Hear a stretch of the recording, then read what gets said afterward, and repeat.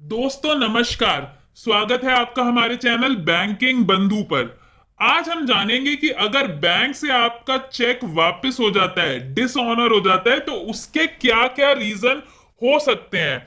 अक्सर लोग बहुत ही परेशान होते रहते हैं जब उनका चेक जो है वो बाउंस हो जाता है, डिसऑनर हो जाता है। तो बैंकों के चक्कर लगाते रहते हैं ये जानने के लिए कि आखिर चेक बाउंस क्यों हुआ है। उसका रीजन बैंक ना उनको बता पाती है, ना वो कहीं और जाके जान पाते हैं। तो आज हम इस वीडियो में बिल्कुल 5 मिनट के अंदर सारे रीजंस डिस्कस करेंगे, जो कि जिन रीजंस की वजह से आपका चेक बाउंस होता है या हो सकता है। जल्दी से वीडियो शुरू करने से पहले चैनल को सब्सक्राइब कर लीजिए। ऐसी वीडियोस रोज लेकर आ रहे हैं हम हमारे चैनल पे आपके लिए, जो कि आपके लिए फाइनेंशियल डिसीजन लेने में बहुत ही मदद करेंगी। बैंकिंग से रिलेटेड, फाइनेंस, इंश्योरेंस, इन्वेस्टमेंट, सारे ऐसे टॉपिक्स हैं दोस्तों जो आपको कहीं ना कहीं आर्थिक फायदा देंगे। तो जल्दी से चैनल को सब्सक्राइब कर लीजिए। डिस्कस करते हैं चेक बाउंस के रीजन। दोस्तों आपने देखा होगा जब भी आपका कोई चेक वापस होता है या बाउंस होता है, बैंक उसके साथ आपको एक पर्ची लगा के देता है। वो पर्ची होती है, उसको मेमो कहते हैं, चेक रिटर्न मेमो। वो मेमो का मतलब ये है कि हमने सही सलामत चेक एज इट इज आपको लौटा दिया है, और आपके पास सिग्नेचर है बैंक के, बैंक का प्रूफ है कि आपको चेक बैंक ने दे दिया है। बैंक आपसे रजिस्टर पे साइन करा लेगा। इस मेमो में क्या होता है दोस्तों, देखिए ये मेमो को हम जूम करके देख लेते हैं। इस रिटर्न मेमो में कुछ रीजंस लिखे हुए हैं चेक बाउंस के, जिसपे बैंक आपको टिक लगा के देता है कि आपका किस रीजन की वजह से चेक बाउंस हुआ है।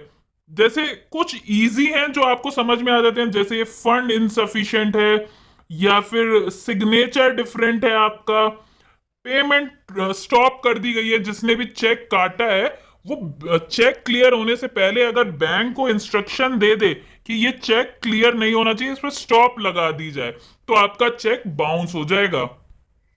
अब हम डिटेल में देख लेते हैं दोस्तों रीजंस चेक बाउंस होने के, चेक डिसऑनर होने के। सबसे जो कॉमन रीजन है वो है फंड्स। फंड्स इनसफिशिएंट, ये देखिए दोस्तों, फंड्स इनसफिशिएंट। अगर खाते में बैलेंस नहीं है, ज्यादातर ज्यादातर नहीं, मेजोरिटी जो आप देखेंगे वो चेक इसी वजह से बाउंस होते हैं कि जो चेक धारक है, जिसने चेक काटा है, उसके खाते में बैलेंस नहीं है। दूसरे नंबर पे देखिए एक्सीड्स अरेंजमेंट।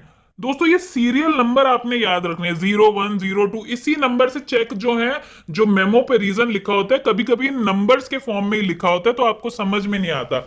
आपको आसानी के लिए आप इस स्क्रीन का अपने पास फोटो खींचकर रख सकते हैं। तो दूसरा रीजन देखिए एक्सीड्स अरेंजमेंट। ये उन लोगों के लिए जिनकी कैश क्रेडिट यानी सीसी लिमिट चल रही है बैंक में। अगर लिमिट आप ऑलरेडी यूटिलाइज कर चुके हैं और उससे ज्यादा का चेक काट रहे हैं, तो आपके पास रीजन आ जाएगा exceeds arrangement. Effects not clear present again. आपको पता होगा कि अब फिजिकल चेक इधर से उधर नहीं जाते, बल्कि चेक्स को स्कैन किया जाता है मशीन के द्वारा, और फिर वो स्कैन्ड इमेज भेजी जाती है देखने के लिए कि चेक जेन्युइन है या नहीं। तो उसमें अगर कभी दिक्कत होती है तो इस तरह का रीजन आता है। फिर देखिए रेफरेंस टू ड्रॉयर। ये रेफरेंस टू ड्रॉयर है, इसका मतलब ये जिसने चेक काटा है उसने कोई ना कोई मिस्टेक की है चेक काटने में। काइंडली कॉन्टेक्ट ड्रॉयर और ड्रॉई bank and please present again.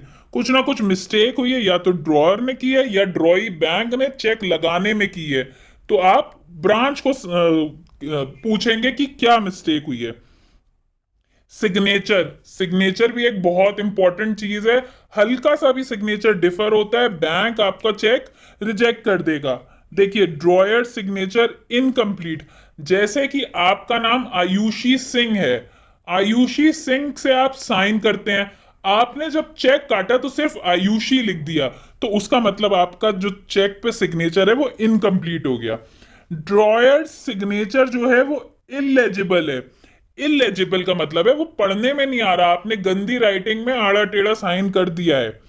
Check से डिफर है सिग्नेचर, ये देखिए 12 नंबर पे।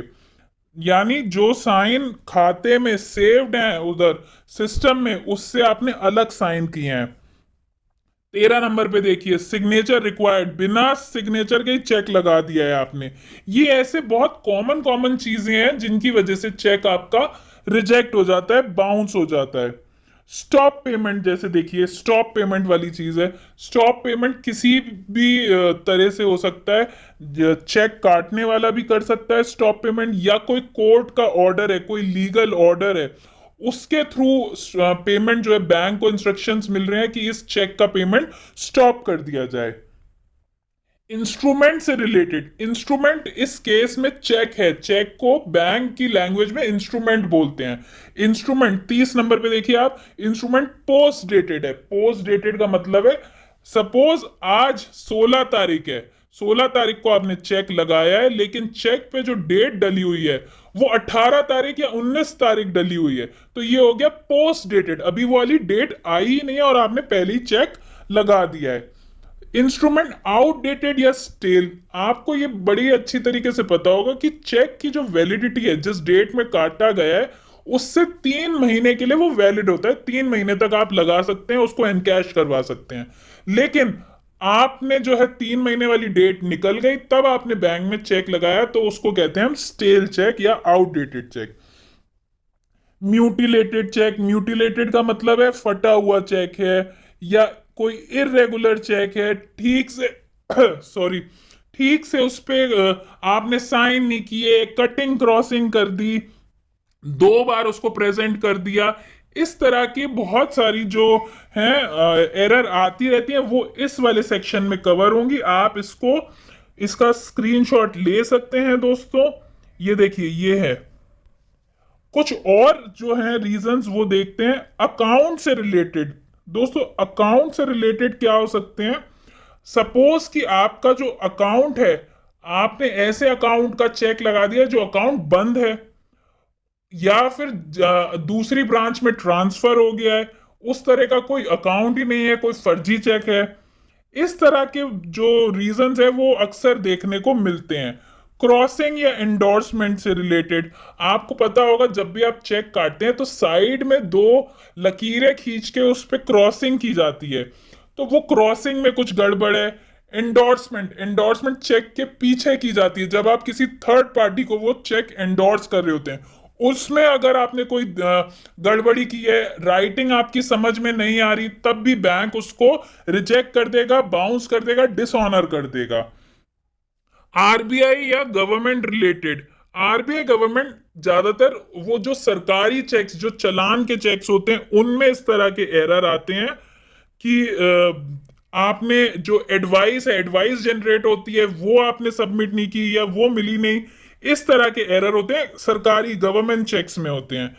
मिसलेनियस एरर्स, मिसलेनियस एरर आप मान लीजिए जैसे ना आपकी गलती है इसमें, ना चेक काटने वाले की गलती है, कनेक्टिविटी फेल हो गई, सपोज ब्रांच की कनेक्टिविटी चली गई, उस वजह से रिजेक्ट हो सकता है। ऐसे बहुत सारे रीजंस होते हैं जिनकी वजह से रिजेक्ट कर देता है। तो आपने ये सीरियल नंबर याद रखने हैं जो हमने आपको बताया। इस सीरियल नंबर से बैंक आपको मेमो इशू करेगा और आप देख सकते हैं कि किस रीजन की वजह से आपका चेक बाउंस हुआ। अगर आपको समझ में नहीं आता है तो आप नीचे कमेंट सेक्शन में हमको अपना रीजन बता सकते हैं, फोटो खींच के भेज सकते हैं अपने मेमो की। हम आपकी मदद जरूर करेंगे कि आपका चेक बाउंस क्यों हुआ है। दोस्तों हमारी एक वीडियो भी है कि चेक बाउंस होने पर अगर किसी बैंक की मिस्टेक है, या आपको जिसने चेक काट के दिया है वो आपके साथ कुछ इलीगल काम कर रहा है, या चेक आपको नहीं दे रहा है, कुछ गड़बड़ी कर रहा है, तो चेक बाउंस होने पर आपको क्या करना चाहिए, सेक्शन 138 के अंडर आता है। उसकी पूरी जानकारी हमने ये जो नीचे वीडियो का लिंक दिया हुआ है इसमें कवर किया है। आप हमारे चैनल पर जाइए, उसमें जनरल वीडियोस करके एक प्लेलिस्ट है, उस प्लेलिस्ट में ये वीडियो आपको मिल जाएगी। उस पर हमने सारे जो लीगल प्रोसीजर्स हैं, चेक बाउंस होने पे आप कैसे केस कर सकते हैं, कैसे उसको देख सकते हैं कि आपका पैसा मिल जाए, वो सब हमने इस वीडियो में कवर किया है। तो जरूर इस वीडियो को भी देखें। उम्मीद करते हैं आपको हमारी वीडियो अच्छी लगी होगी, काम की लगी होगी। बाकी दोस्तों के साथ भी जरूर शेयर कीजिए, चैनल को सब्सक्राइब कीजिए। आपका दिन शुभ हो। धन्यवाद।